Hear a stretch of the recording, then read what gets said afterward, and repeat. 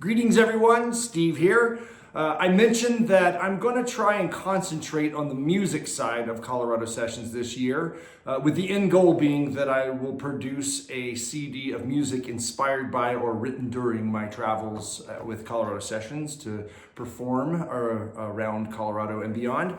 I'm working on a song right now. It's one that I wrote a long time ago and I play it all the time live, but I've just never recorded a version of it. And people sometimes ask about this song, so I thought it was time to actually create a recorded version of this song, and I thought I'd bring you guys along on the process.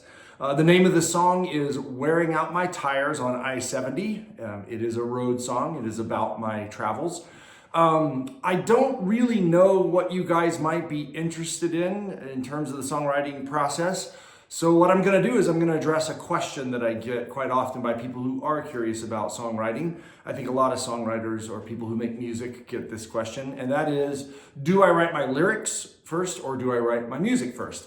And unfortunately for me, my answer is always ambiguous because it's different for every song. I don't really have a set process. It's not like I can say, well, I write the music and then I call up Bernie Taupin.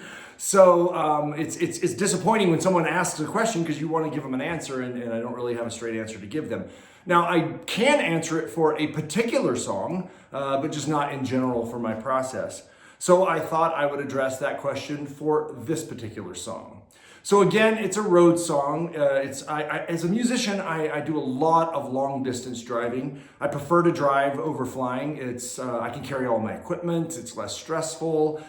Honestly, I enjoy it. I don't consider it to be a burden. I consider it to be a perk of the job. I love meeting people and seeing the United States and beyond. And I like the time alone to work on things and just to kind of have some time to myself.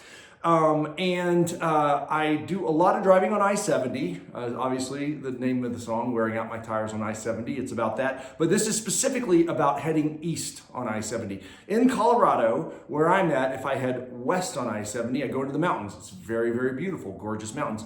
But if you go east, you head out into the prairie. You go through eastern Colorado and into Kansas, and that's my route to get to destinations to the east to perform.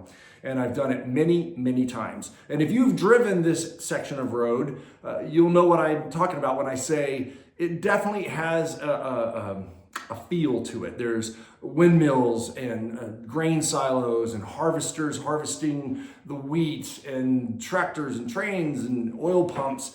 And it's really quite nice. It's got a cadence to it. I really like driving across the prairie.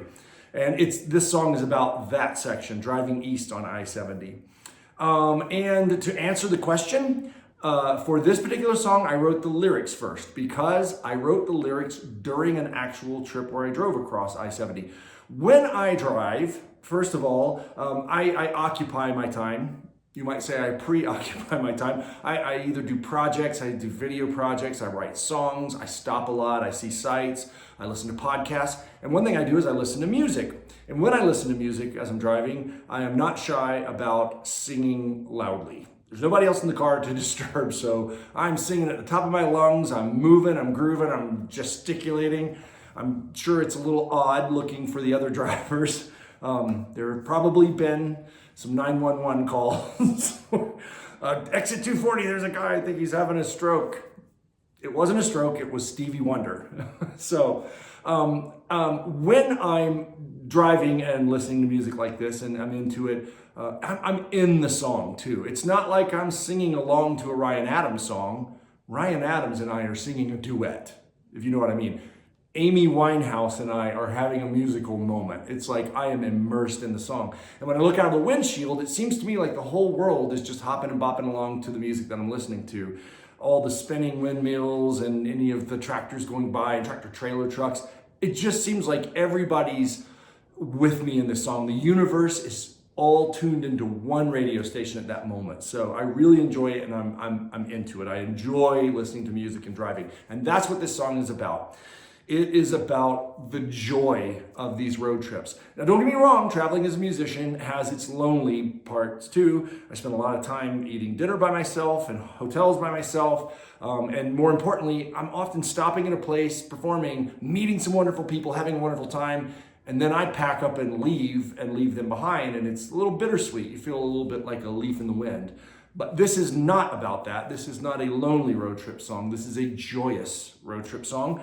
It's not intended for me to feel sorry about my lot in life. This is a song about how lucky I feel I am to be able to do it. I love hitting the road. I love getting up at the crack of dawn when the sun hasn't come up yet and getting my hot coffee and heading out.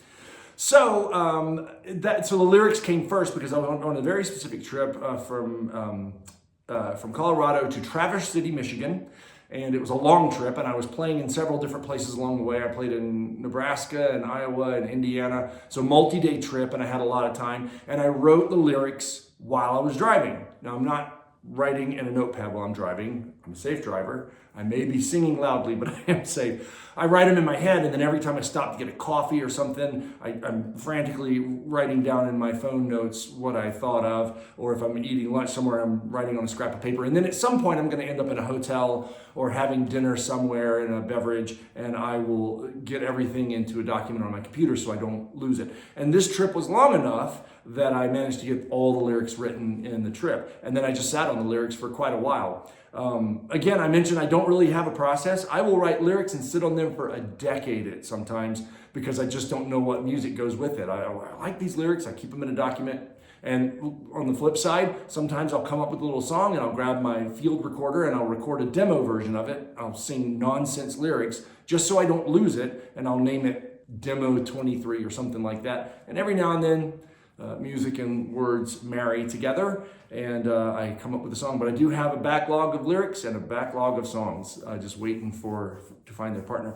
So in this case, I did write the lyrics first, and it was quite a bit later that I came up with the music for it, and I do play it quite a bit.